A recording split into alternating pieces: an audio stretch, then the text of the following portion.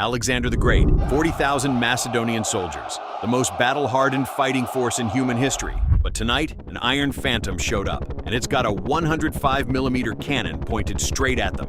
Can 40,000 men who've never seen electricity survive a weapon that fires from the clouds? Most people think the bullets are the biggest threat. They're wrong. The biggest threat is actually Alexander's own genius. The very thing that made him a conqueror is about to get his men killed. Here's the problem for Alexander right away. His best weapon is his army. An army of 40,000 men moving together like one giant machine. The AC-130 looks at that tight formation and sees one thing. A perfect target. One 105mm shell into a locked shield wall doesn't just kill the men it hits. The shockwave alone knocks down everyone within 30 feet. Wow! Imagine yourself seeing all that madness as a human being who lived 2,300 years ago. You don't even know that electricity is a thing. Not only that, but Roblox was not even there yet. Sorry. Let's get back to the thing we were talking about. What does the greatest military mind in human history do when his greatest strength becomes his greatest weakness? Here's where it gets interesting. Because the AC-130 isn't invincible. It's carrying a limited amount of ammunition, enough for maybe 2 to 3 hours of fighting. After that, it has to go home, and Alexander has 40,000 men. Can that flying reaper handle those 40,000 men? That's the math problem nobody talks about. The gunship is terrifying, but it isn't infinite. And Alexander's soldiers aren't just any soldiers. These are men who have already survived the impossible multiple times. Men who, when the guy next to them dies, take one step forward anyway. So this isn't just technology versus muscle. This is a countdown. Okay, now let's begin with what you came here for.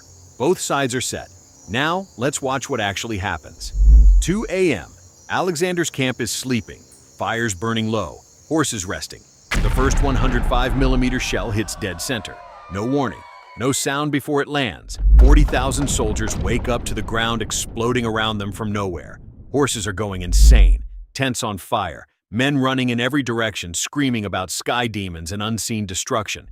A ghost in the clouds sending payloads down with no warning and no mercy. But Alexander doesn't scream. He looks up. He listens. He hears something. A low, distant hum above the clouds. Faint. Constant, circling, and he realizes something none of his men have. Whatever this thing is, it's up there. And if it's up there, it's a thing. Not a phantom, a thing. And things have limits. His first order shocks everyone around him. Scatter. Don't run away. Don't retreat. Spread out. Every man 20 feet from the next man, across the entire plain. Because Alexander understands, without knowing what this flying ghost is, that it loves groups.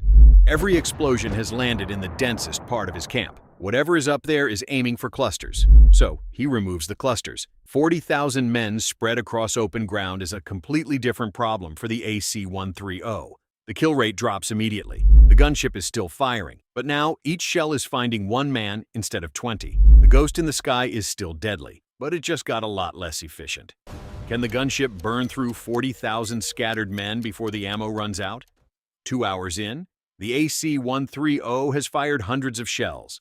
The plain below looks like the surface of the moon. Craters everywhere, fires burning, smoke drifting across the entire battlefield.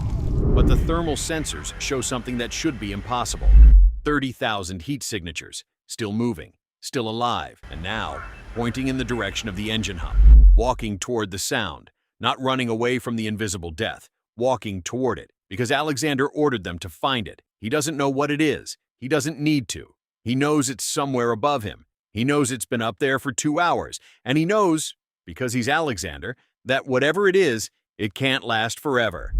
The ammo counter inside the AC-130 is telling the same story, running low. The last 105mm shell fires. The sky goes quiet, and 30,000 Macedonian soldiers are still standing on that plain. So who wins?